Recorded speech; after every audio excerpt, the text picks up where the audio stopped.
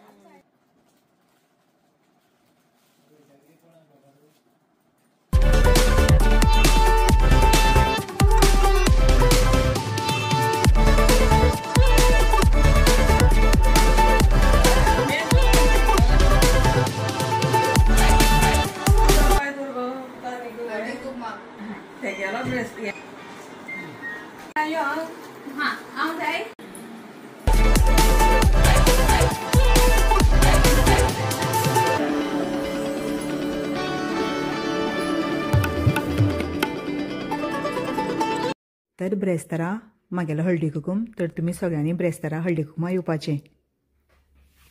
तर आतां आमी 5 सुमार भायर सरलेली आनी आतां चलत वयता शेजारांगे थंय।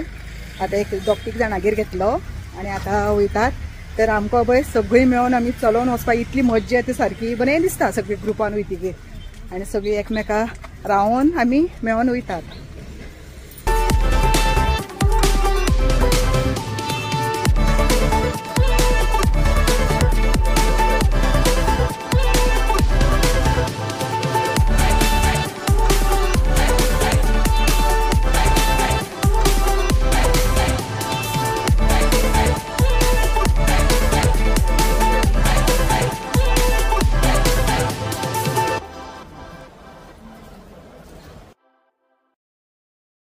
तर मेळ्या नेक्स्ट व्हिडिओ।